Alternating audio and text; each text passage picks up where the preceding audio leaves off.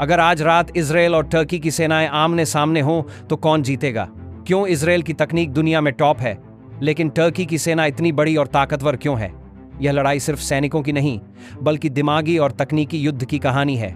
देखते रहें, क्योंकि अंत में जो सच सामने आएगा उसके बारे में आपको बिल्कुल अंदाजा नहीं होगा। दोस्तों, आज हम एक ऐसे टॉपिक पर बात करने वाले हैं जो शायद आपसे कहीं ज्यादा इंटरेस्टिंग है। मिडिल ईस्ट की राजनीति तो हमेशा चर्चा में रहती है, लेकिन आज हम जानेंगे इजरायल और टर्की की सेनाओं के बीच कौन है असली बॉस।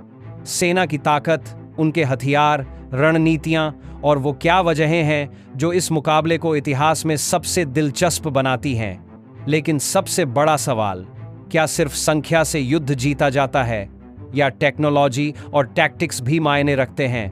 क्या आप जानते हैं कि इजरायल की सेना के पास दुनिया की सबसे एडवांस F-35 लड़ाकू विमान है, जबकि टर्की अपने एयरफोर्स को अपनी खुद की मिसाइल तकनीक से ताकतवर बना रही है? कौन कौन से हथियार हैं जो इस मुकाबले को बेहद नाटकीय बना देते हैं? हम आगे जाने से पहले कमेंट में बताइए कि आपको किस तरफ से ज्यादा ताकत लगती है। सबसे पहले बात करते हैं सेना के आकार की। टर्की की सेना में लगभग 3,55,000 सक्रिय सैनिक हैं, जो इजरायल की लगभग 1,70,000 सक्रिय सेना से दुगनी से भी ज्यादा है।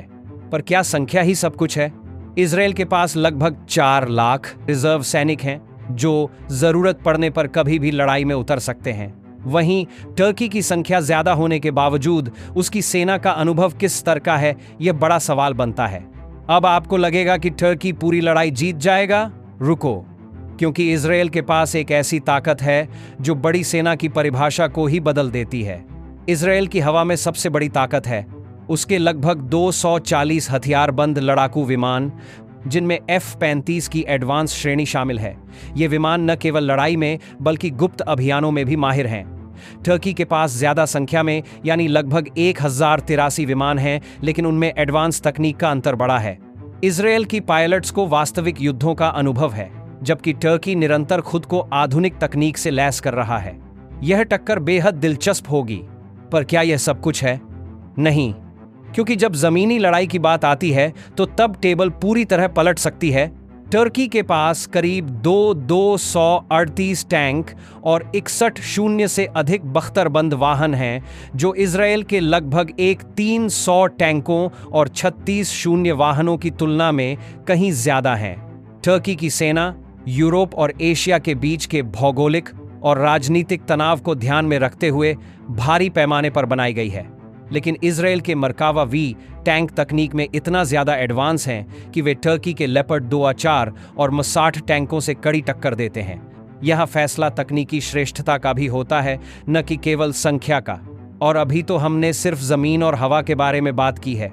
क्या होगा अगर आपको पता चले कि टर्की का नौसैनिक बल इजरायल के नौसैनिक बल से लगभग 3 गुना बड़ा है? टर्की के पास मेडिटेरेनियन सी और ब्लैक सी में अपनी समुद्री मौजूदगी दिखाने के लिए लगभग 182 नौसैनिक जहाज हैं, जो कि इजरायल के 62 जहाज़ों से 3 गुना से भी अधिक है।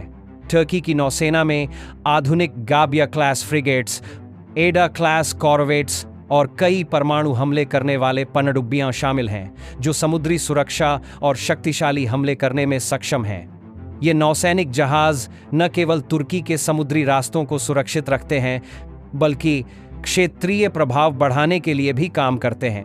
दूसरी ओर, इजरायल की नौसेना छोटे आकार की है, लेकिन उसकी ताकत उसकी टेक्नोलॉजी है। इजरायल के पास सार क्लास कॉरवेट्स हैं, जो गैब्रियल और हार्पून मिसाइलों से लैस हैं। साथ ही बराक 8 पनडुब्बी रोधी मिसाइल सिस्टम है। इजरायल की डॉल्फिन और डॉल्फिन 2 जर्मन निर्मित अंडर वाटर पनडुब्बियां बेहद चुपके से दुश्मन के पानी में घुस सकती हैं और लंबी दूरी तक मिशन कर सकती हैं। इजरायल की नौसेना की ताकत उसकी गति, आधुनिक मिसाइल तकनीक और श्रेष्ठ पनडुब्बी क्षमताओं में निहित है। इसलिए भले ही इजरायल की नौसेना संख्या में छोटी हो, लेकिन उसके पास समुद्र में एक उन्नत सर्वाइवल और हमला करने की क्षमता है। साथ ही टर्की की नौसेना का बड़ा आकार और क्षेत्रीय पकड़ इजरायल के लिए हमेशा चिंता का विषय बनी रहेगी, खासकर एनर्जी रिच वाटर्स के पास। लेकिन क्या इजरायल टर्की को सेना की ताकत में मात दे सकता है? जवाब है हाँ, और इसका एक बड़ा कारण है इजरायल की सबसे बड़ी ताकतों में से एक उसका कथित परमाणु हथियार भंडार भी है, जो दुनिया में आधिकारिक तौर पर नहीं माना जाता, लेकिन विशेषज्ञों का मानना है कि इजरायल के पास कई दर्जन से लेकर संभवतः सैकड़ों परमाणु हेड्स हैं। यह इजरायल को एक रणनीतिक शक्ति बनाता है जो शत्रुओं के लिए बेहद घातक और एक बड़े विनाश के खतरे से भरा हुआ है। परमाणु हथियारों की मौजूदगी एक अनूठे तरह के रक्षा कवच के रूप में काम करती है, जो संभावित आक्रामक को रोकती है और शांति बनाए रखने में मदद करती है, क्योंकि कोई भी देश खुली भिड़ंत के जोखिम से बचना चाहता है। टर्की के पास किसी भी तरह का परमाणु हथियार खजाना नहीं है, लेकिन वह नाटो के सदस्य के रूप में एक विशाल सामरिक नेटवर्क से जुड़ा है। साथ ही टर्की अपनी मिसाइल प्रौद्योगिकी पर व्यापक काम कर रहा है। यह सामरिक असंतुलन इजरायल को एक छोटे लेकिन जानदार माध्यम के तौर पर रखता है। वहीं टर्की के पास बड़े पैमाने की सेना और गठबंधन के जरिए बल है। इस अनुबंध में यह परमाणु शक्ति का डर ही सबसे बड़े युद्ध को टालने और नतीजतन सीमा संघर्षों को नियंत्रित करने वाला कारक बनता है।